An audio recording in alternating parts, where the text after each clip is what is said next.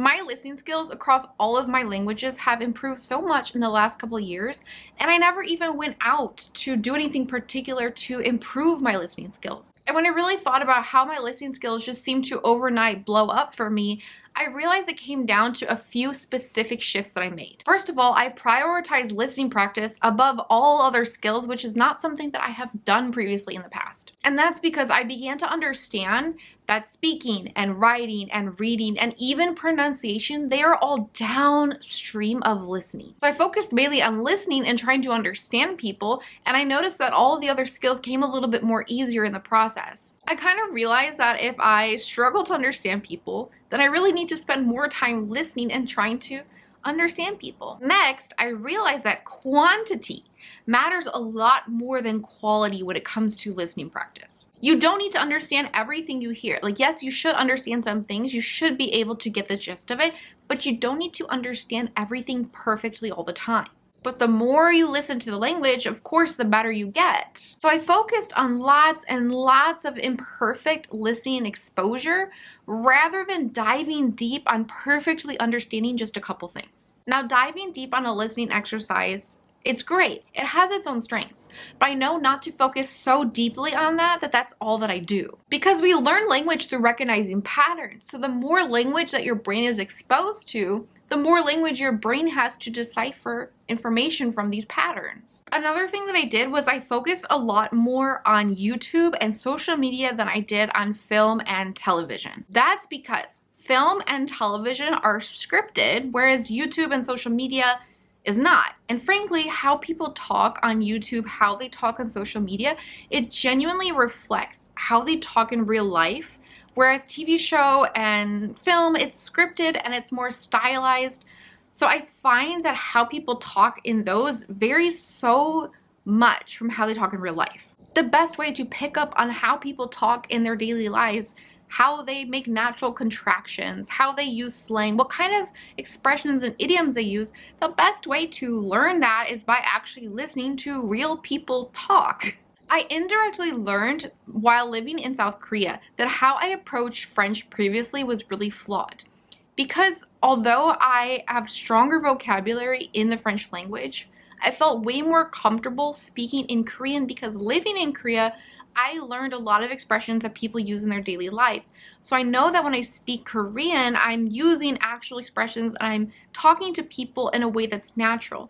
Whereas with French, I probably spent too much time with textbook French and not enough time understanding how people actually speak French. And if you know French, you know that there's huge differences between what textbook French is and how people actually speak. But by focusing on things like YouTube and social media, thankfully I was able to bridge that gap with my French and get better at understanding how people actually communicate in day-to-day life. Something else that I've done is I've also given myself a lot of opportunities to listen to the languages that I'm learning without looking at scripts. I spent a lot more time trying to watch things without the subtitles, or at least without really looking at the subtitles a lot. Or when I do listening exercises in one of my target languages, I will try to listen to something several times before I actually try to check the script and read along. It's not that I don't use scripts at all, it's just that I delay the usage and I focus on getting a lot of listening experience without the script for a lot longer than I have in the past. Now in the past, I used to just listen and read along at the same time for everything.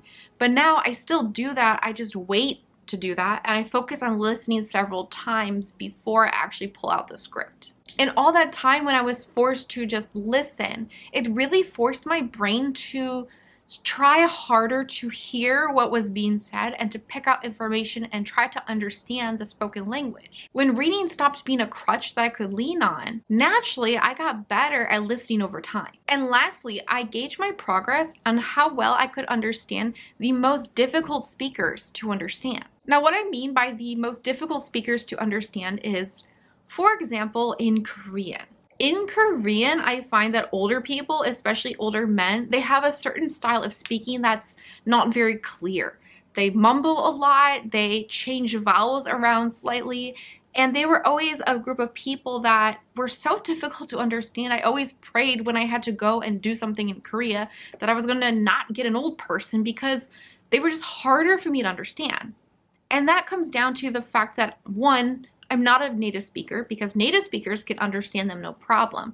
But two, because they don't speak as clearly, they don't articulate well, it is harder for me to hear them as a non-native speaker. But I noticed that as my listening got better, after I made all of these shifts, I started to just magically understand them a lot better. And what's interesting is I never really tried to get better at understanding them.